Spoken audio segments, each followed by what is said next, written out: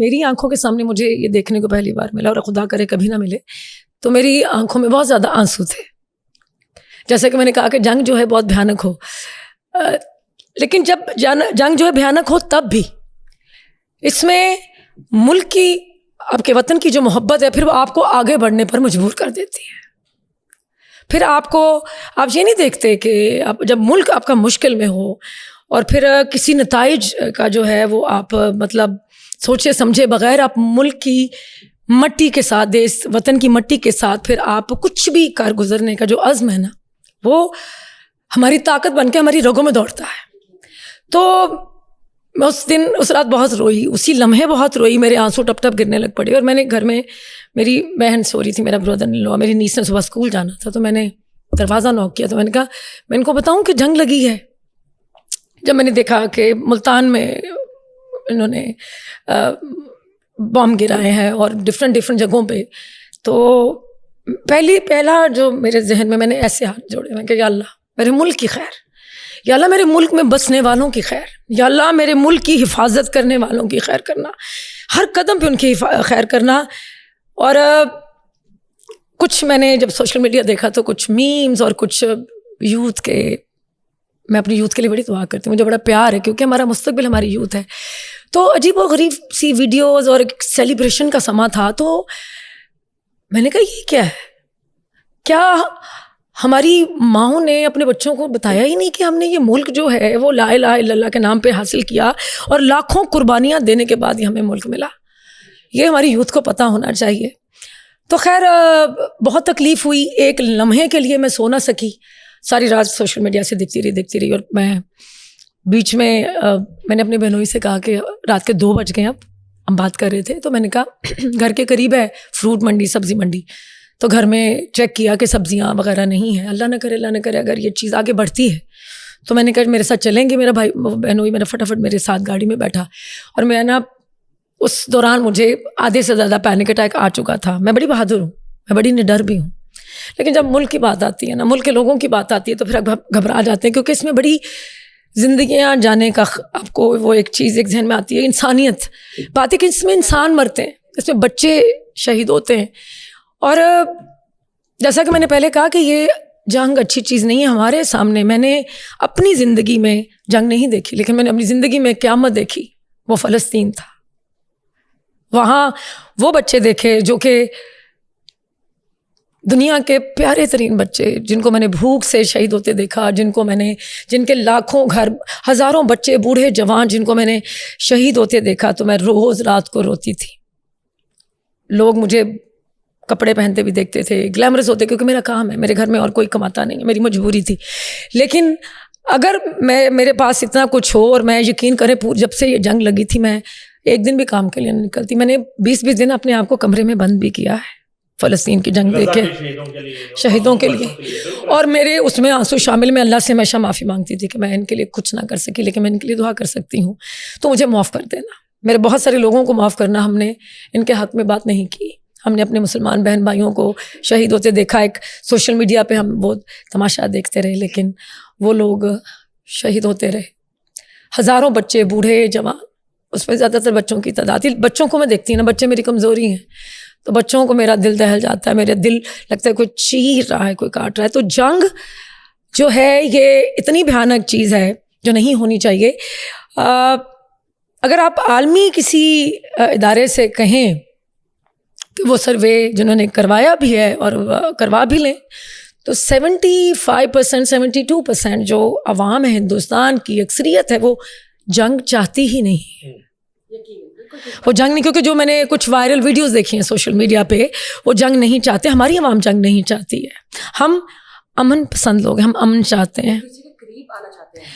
اور یہ جو نریندر مودی ہے نا, اس نے اپنی سیاست کی بنیاد ہی اس نے مسلم دشمنی پر رکھی تھی.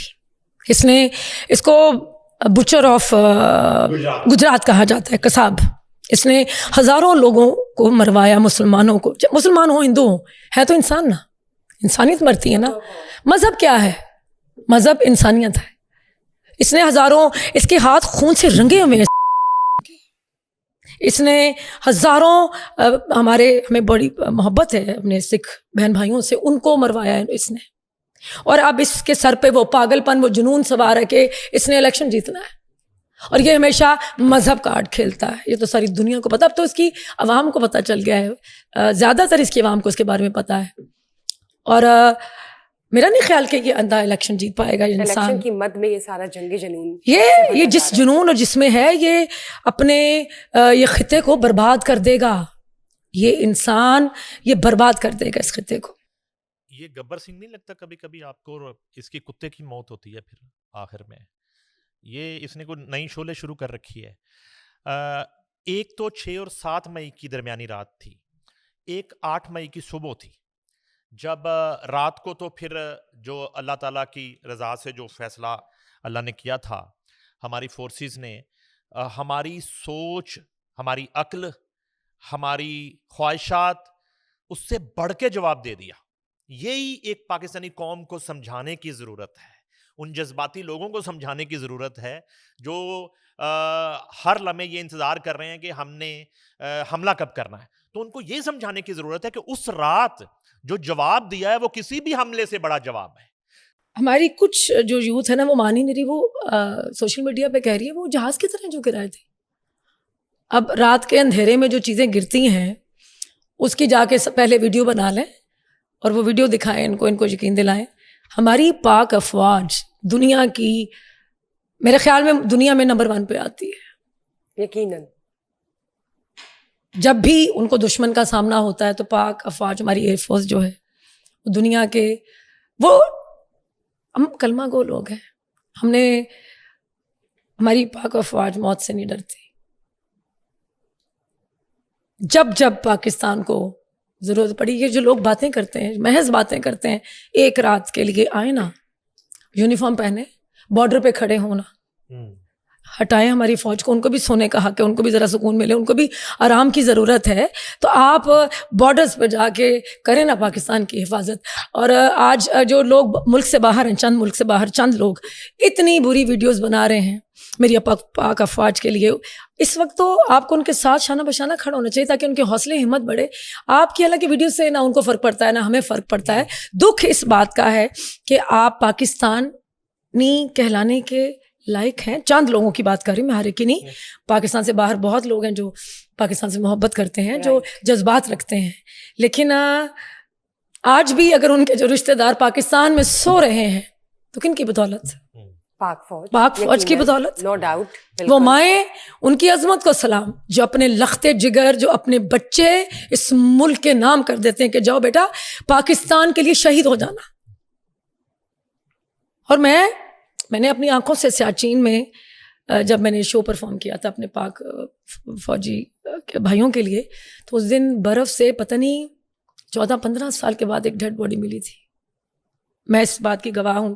اللہ جنتوں میں گھر کرے. معین اختر صاحب میرے ساتھ تھے، ابرار الحق میرے ساتھ تھے، انور مقصود صاحب میرے ساتھ تھے. بہت بڑا ہم جگلوٹ گئے، گوما گئے، ہم لوگ پرفارم کیا ہم نے پاک افواج کے لیے اسکردو میں. پھر ہم سیاچین گئے، تو وہ سیاچین کو میں نے پہلی بار دیکھا.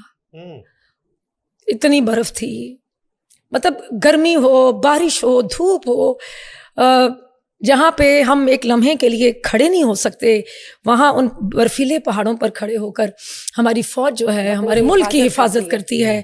آپ ان کے لیے بات کر رہے ہیں. ہمیں آرمی، ہمیں شرم کرنی چاہیے. چند لوگوں کو میں کہہ رہی ہوں، میں سب کو نہیں کہہ رہی. میں بار بار اس بات کا میں بتاتی چلوں.